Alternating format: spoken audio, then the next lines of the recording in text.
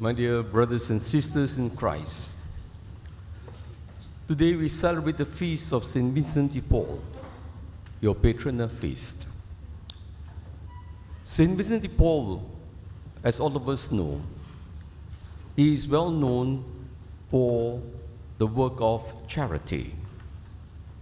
He was the one who began to organize formal associations and organizations to look after the poor and the marginalized. And this happened in the 16th century, where there were many poor, abandoned people, orphaned as well. And St. Vincent de Paul, he was a great man, but it did not come in just a few years. In fact, sometimes we think that holiness of a priest, holiness of a person, is something that we can achieve overnight.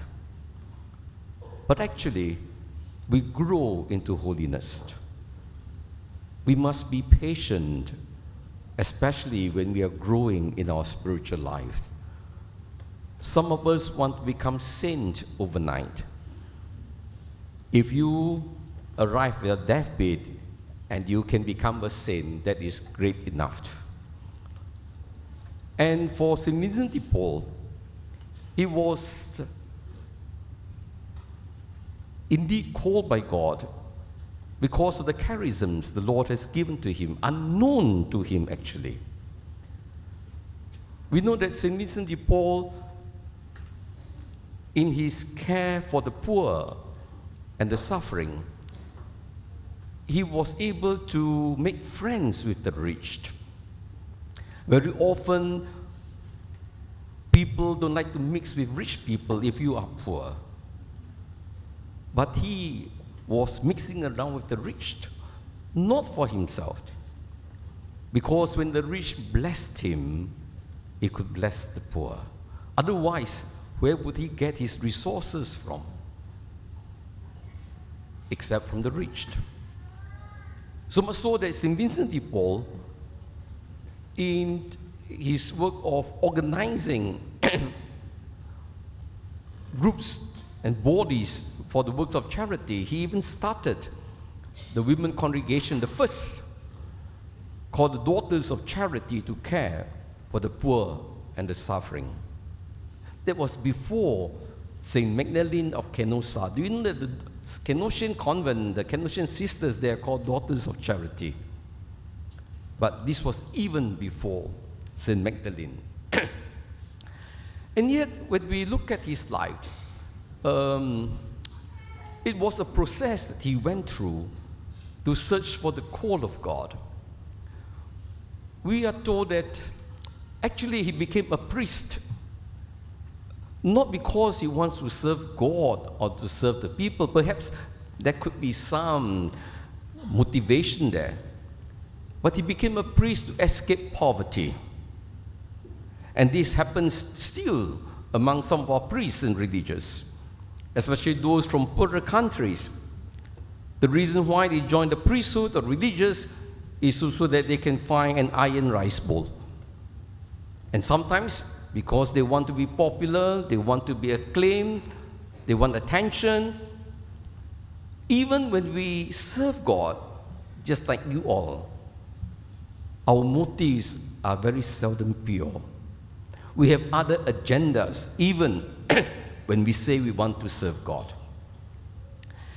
And so St. Vincent de Paul, even when he was a priest, he was still not yet where the Lord wanted him to be. It was only when he was captured by the pirates and became a slave, then actually the consciousness of his call came.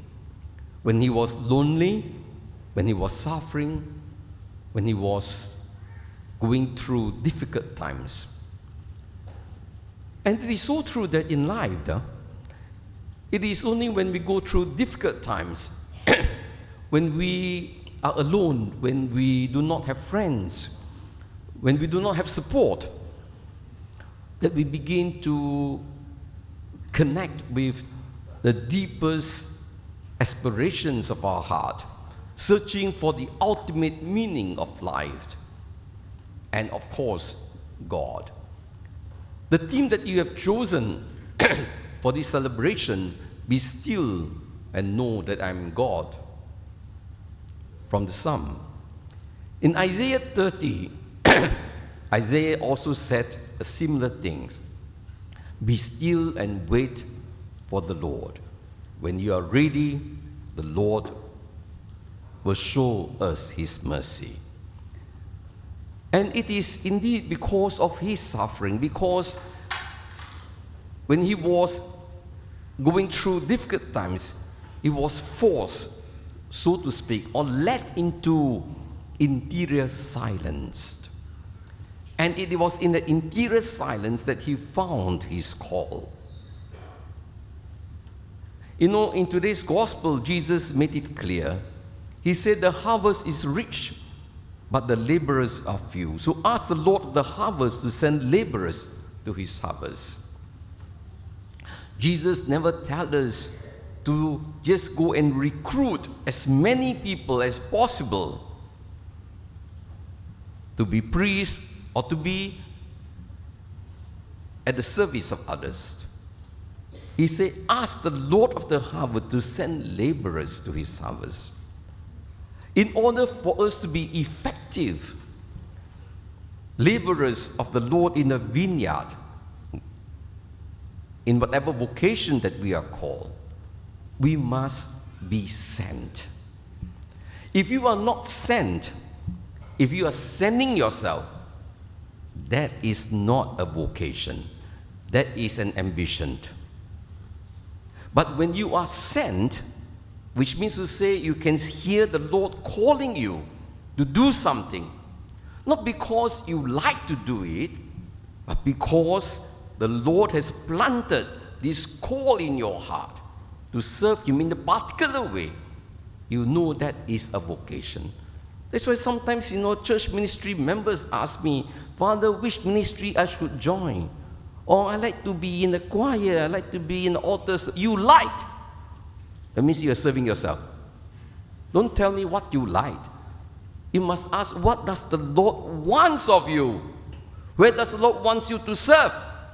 Not where you like to serve. Where does the Lord want you to serve? That is answering, therefore, to the call of God, not to our own needs, our own insecurities, our own lack of fulfillment in life.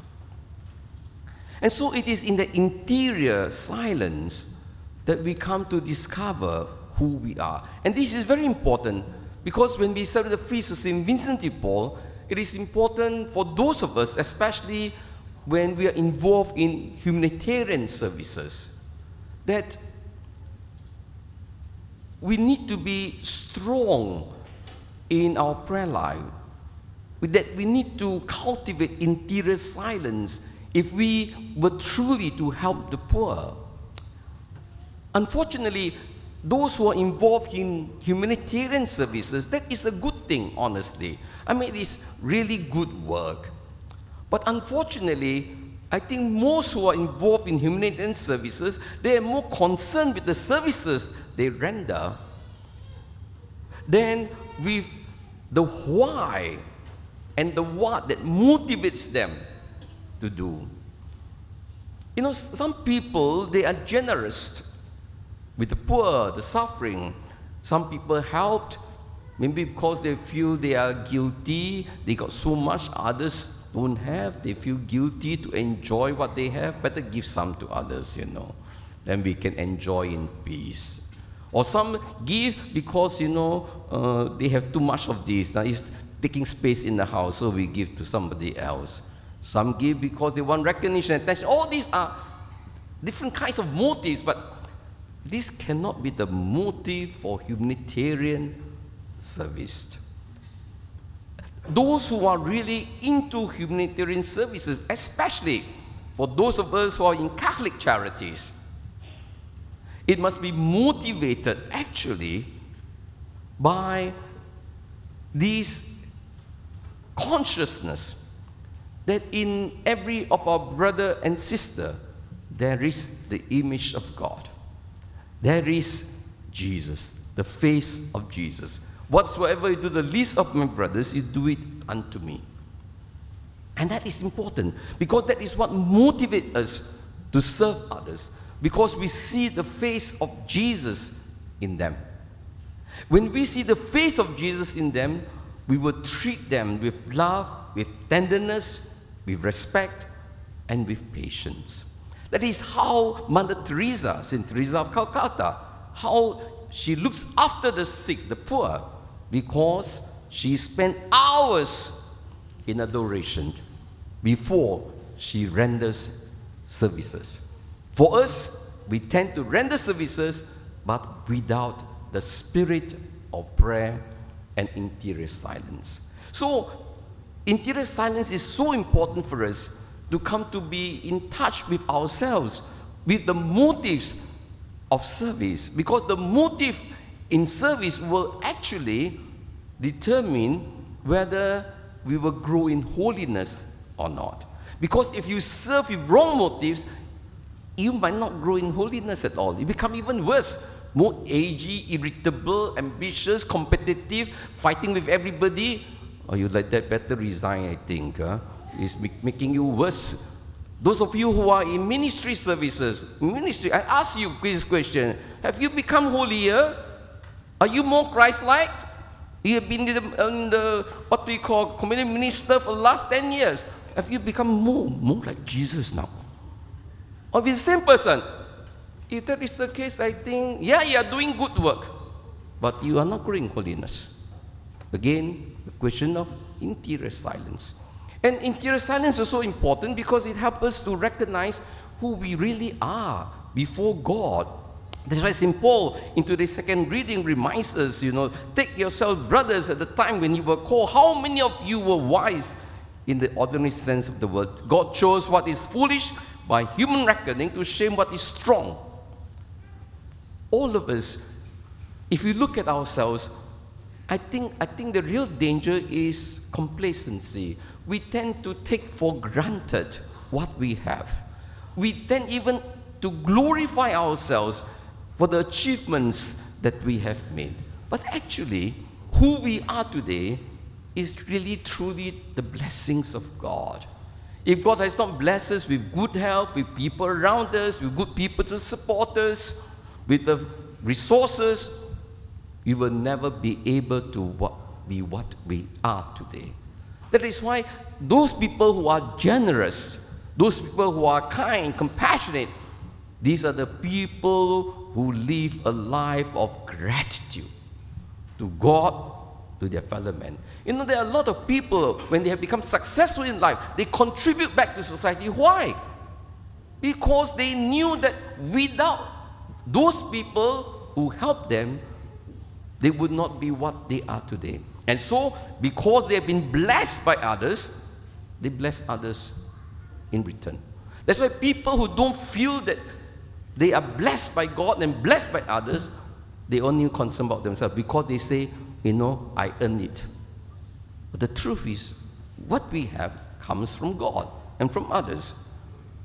And the other thing about the importance of interior silence is that, interior silence helps us to really be in touch with our brothers and sisters.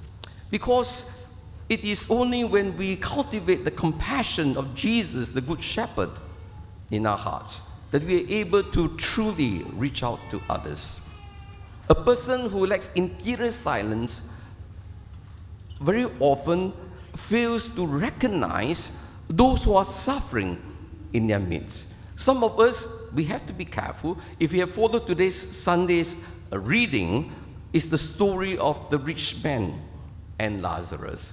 The rich man was concerned with his own life. He was not doing anything wrong. He was just enjoying himself. But he was oblivious to the suffering of Lazarus. It's a sin of omission, not a sin of commission. But because he was so absorbed in himself, he could not feel for the poor, for the suffering.